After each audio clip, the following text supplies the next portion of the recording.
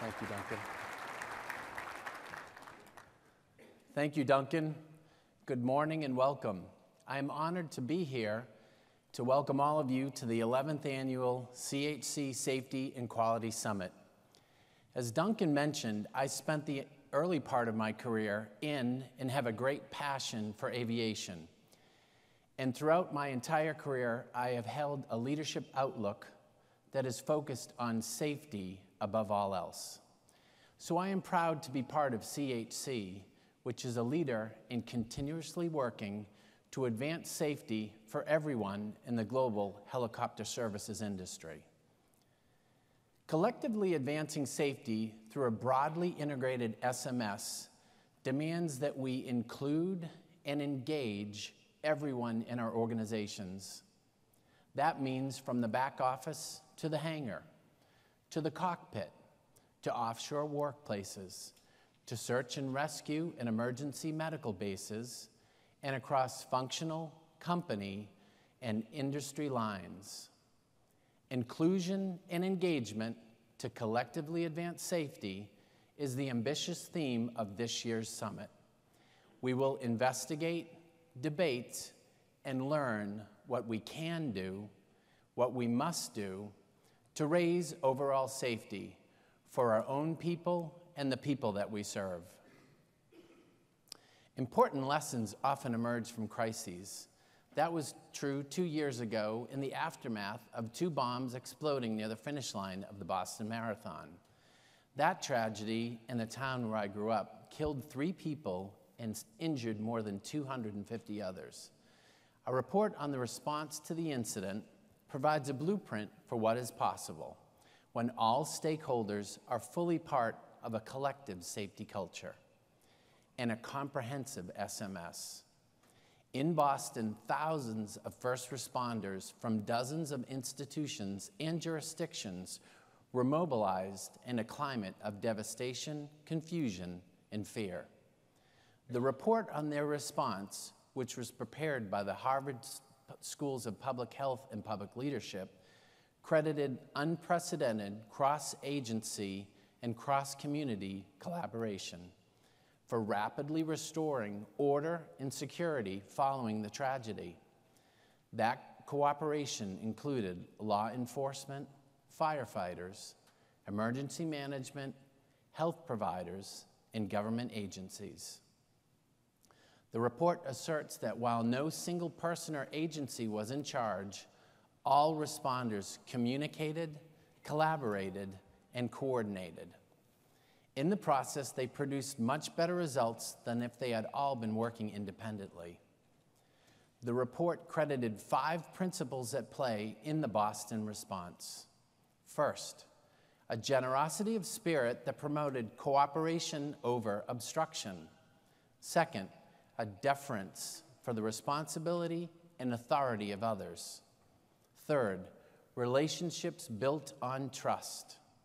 Fourth, resistance to taking credit or placing blame. And fifth, a mission that united the various groups. I believe that one of the primary lessons for us in this is that we need to determine how to achieve the same kind of unified strength actively and wherever possible before things go wrong. What is our mission? In my view, it is to do everything reasonable to make sure that the people we employ, work with, and serve are able to go further, do more, and most importantly, come home safely every day. A key to achieving and sustaining even higher levels of safety than we do today is including and engaging all stakeholders and compelling them to share accountability for our respective safety management systems, and to do that even better than what we do today.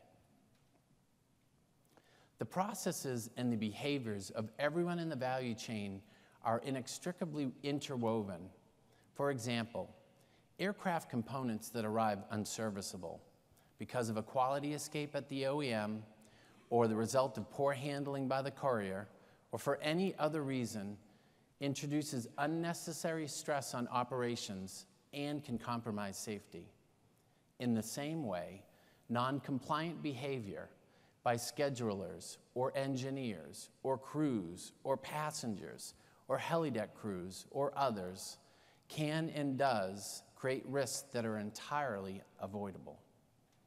Again, a fully integrated SMS spans everyone in the service delivery process. Providers and customers, rig floor mechanics and hangar techs, ground handling staffers and flight crews, platform administrators and flight operations specialists, senior managers, and the silent majority. The silent majority is defined by our frontline people. They contribute to and influence safety far more than we have acknowledged in the past. In any case, they possess the capability, the will, and the responsibility to help lower risk and increase safety. But to tap those qualities, we need to provide the requisite awareness, education, encouragement, and support. I believe in the maxim that every accident, no matter how minor, reflects institutional shortcoming. If that is true, then every stakeholder shares responsibility for reducing the number of accidents. At CHC, every person has the authority and the obligation to implement and enforce our SMS. Our group safety culture seeks to clearly define the right behaviors, the how of a safety culture, and the desired outcomes, the what. We define the what as no harm to people, property, or the environment. Getting there is not easy, but to paraphrase another saying, nothing worthwhile ever is. Our operational flight planning system, a new element of CHC's electronic flight bag initiative, illustrates real inclusion and engagement and accountability. OFPS enables wireless online pre-flight planning and in-flight data recording incorporated into our flight planning, crew management, and maintenance systems. By reducing paperwork and administration in the cockpit, this enhanced OFPS lets pilots be much more heads out than heads in during flight. The OFPS is the product of dozens of pilots testing, critiquing, and retesting the tool over several months and hundreds of flights. Based on feedback from those pilots, we made more than 300 changes and improvements until the system was right and ready for widespread use. All of our pilots are able and expected to continually improve the system. But there is more to it than that, because while CHC pilots pioneered the tool, our IT team developed and enhanced it. CHC partners and suppliers supported it with technology and expertise. Our maintenance and flight operations teams integrated it into their systems. And CHC's fleet group modified aircraft to accommodate the technology. Of course, customers, including passengers, will benefit from enhanced safety, especially during critical times on and around the helideck. Those same customers and passengers will also benefit from increased aircraft availability and, in turn, lower pressure on their operations. The UK Civil Aviation Authority recently approved rollout of the OFPS to all of CHC's bases in the United Kingdom. Safety programs and tools that are exclusively top-down, that are pushed through an organization to the front line, may sound great in concept, but rarely are they successful in execution. Breakthroughs like CHC's OFPS demonstrates what can be achieved when all relevant stakeholders, among them the silent majority, are included and engaged in the effective management of change, which is an essential element of our SMS. There is no shortage of incidents of conceptual safety leading to disastrous results. One occurred in July 2013 on the other side of Canada in Quebec. Late on July 6, 2 years ago, a train engineer, the only crew member on site, let me repeat that, the only crew member, parked his train for the night and took a taxi into town 7 miles away. The 72 rail cars were loaded with 1.5 million gallons of highly volatile crude oil. The train was on the main tracks, unlocked on a downhill grade. The lead locomotive, which had a broken piston, was left running to maintain pressure in the air brakes. The engine was spitting smoke. Within an hour, a 911 call alerted local authorities to a fire on the train.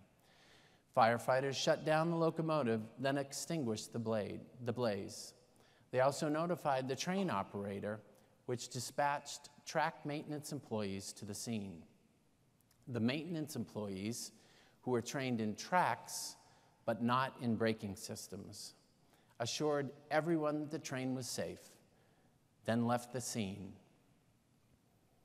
With the locomotive engine shut down, the train's air brakes lacked pressure and progressively failed. Less than 1 hour after the train was declared safe, it began a steady roll downhill toward the town of Lac Megantic. 18 minutes later, the train, now traveling at 105 kilometers per hour, derailed on a curve that was speed rated for 16 kilometers per hour. Ruptured tank cars exploded into a blanket of flaming oil, 3 times the height of downtown buildings. Heat from the fire was felt more than a mile away. When the fire was finally contained, 47 bodies were recovered, including 2 of small children. Half of Lac Megantic's downtown buildings were destroyed. Most of the remaining structures were contaminated by crude oil and are in the process of demolition. Full decontamination is expected to take 5 years. The Lac Megantic disaster is a vivid and tragic case study of what can happen and of what will happen sooner or later when everyone who has expertise and a stake in a complicated, otherwise hazardous process is not included, engaged, and accountable. In this case, there were major disconnects between the regulatory authority, Transport Canada, the train operator, and the silent majority. Among them, the train's crew and Lac Megantic's first responders.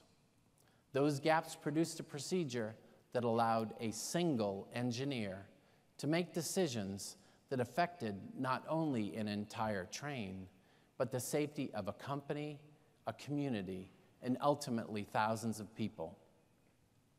Canada's Transportation Safety Board found that although the train operator had an SMS, the system had not been implemented fully. The board also said that the operator's SMS was unknown to first responders along the railroad route. Investigators determined that the accident resulted from ineffective training, with the inadequate, not fully implemented, poorly communicated SMS as a primary root cause. In other words, there was conceptual safety, but far from an integrated safety system. History offers plenty of examples of where we have learned from and changed for the better following tragedies, but failed to sustain those improvements over the long term. In 1967, the United States space program was in full swing, proceeding rapidly and confidently toward a mission to the moon. But in January of that year, a flash fire erupted during launch pad tests on the Apollo 1 command module, killing the 3 astronauts on board. Exhaustive investigations followed and the Apollo program was delayed by months. The man in charge, NASA Flight Director Gene Kranz, wasted no time, including and engaging them and making every member accountable for doing much better. Just 3 days after the fatal accident, he told them, "Spaceflight will never tolerate carelessness, incapacity, and neglect. Somewhere, somehow, we screwed up. From this day forward, flight control will be known by 2 words, tough and competent. Tough means we are forever accountable for what we do or what we fail to do.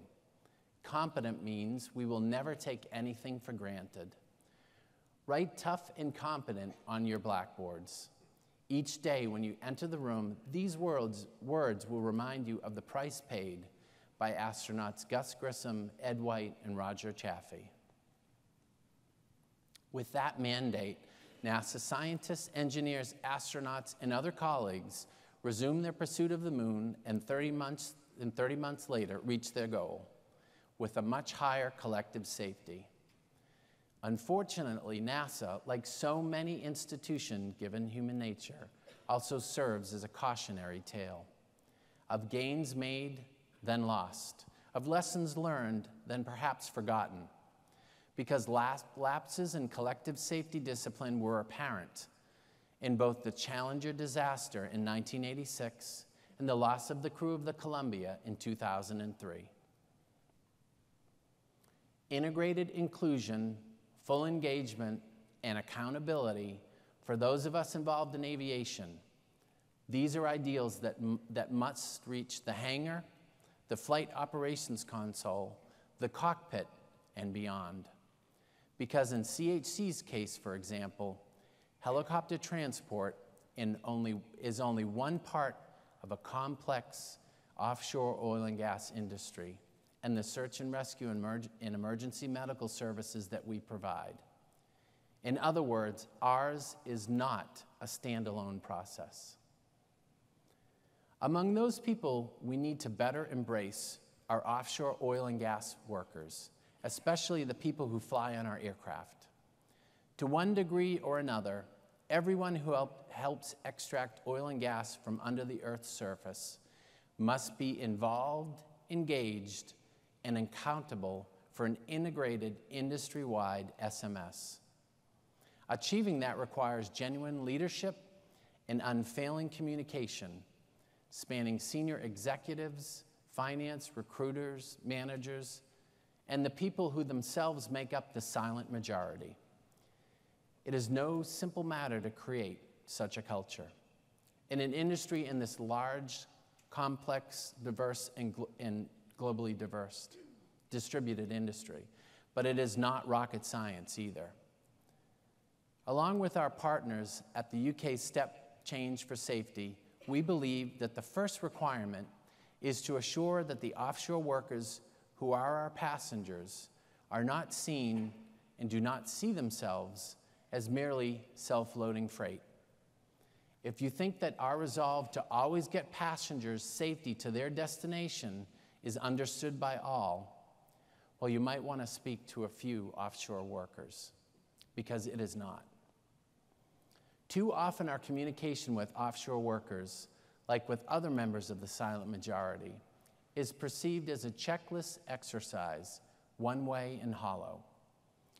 We need to make plain to offshore workers and others that we need them, we want them to be active in a shared safety mission, a mission that is made increasingly effective by, first, educating every member of the broad oil and gas workforce about the collective SMS through initiatives like regular cross-functional safety days and detailed briefings after incidents occurred. Second, promoting mutual respect, trust, and deference based on experience and accountability. And third, urging and rewarding constructive participation in improving the SMS. At last year's CHC's Safety and Quality Summit, there was much discussion about confronting the reality of our reality, about challenging accepted theory, forging common objectives, including among competitors, and knocking down barriers so that we can share knowledge and effort and become better than we are today. Since then, we have made advancements on all of these fronts. An important first step came 18 months ago when CHC, Avensis, which is now Babcock, and Bristow initiated a joint review of offshore helicopter safety in the North Sea region. The companies recognized that combined experience and ideas could lead our industry to greater understanding and better, faster solutions. Doors that were typically closed to other operators were opened, and communication between the companies has been enhanced, all without compromising healthy competition between the operators. That original, more informal initiative has since been expanded, significantly funded, and made more deliberate and lasting.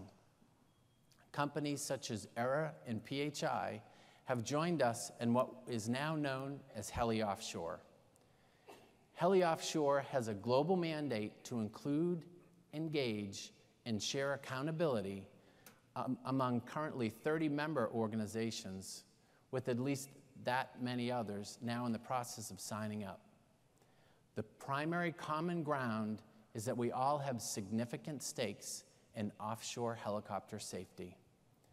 Helly Offshore is particularly focused on areas where we can markedly lower safety risks in our industry: automation, operational performance monitoring, energy management, health and usage monitoring systems, oil and gas standards, and information exchange.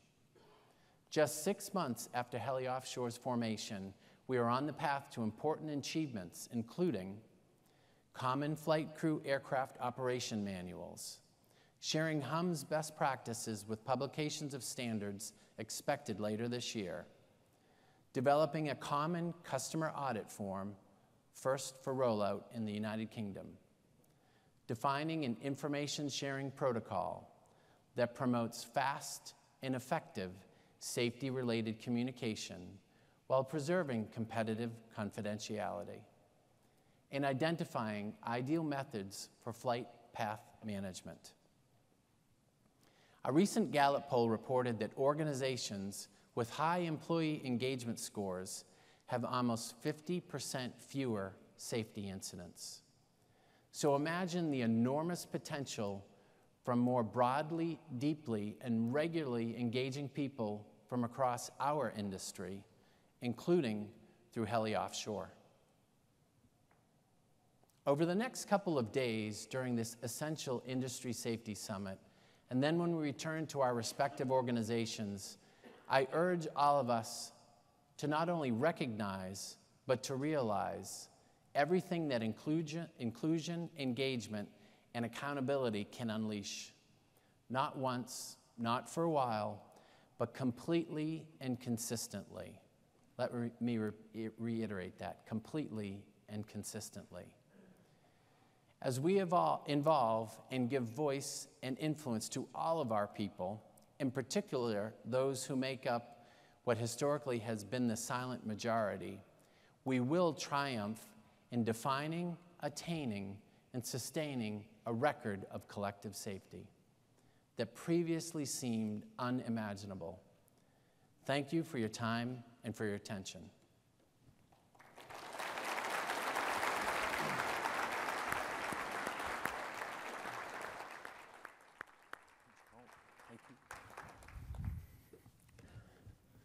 Okay, ladies and gentlemen, we come to the first of our breaks as promised. The caffeine pots have been charged. There is a wealth of low-calorie cakes and biscuits out there accompanying it, so fill your boots and don't feel guilty. We're on schedule almost to the minute. It's 9:20 my time. We are due for a 20-minute recess, 20 minutes, so back in here at 20 to 10, and we're going to start with a plenary session. To start with, we've got Dr. Wes Scott from the National Safety Council, who is going to give us an overview. He has a much more detailed presentation in one of the workshops, but an overview of some of the work the National Safety Council does, some of the startling facts and figures that they have about personal injury and the cost to of that personal injury, both in terms of human cost and financials. So we're going to do that, and then we're going to rearrange on the plenary stage for the four-headed discussion with Scott Chappell facilitating that presentation, and Wes will be joined by Graham Braithwaite and also Professor Guy Boy from Florida. So, right on time, 20 past, back in here at 22:10. If you hear the bell, that means you're almost late. Thank you very much for your attention so far. Thank you.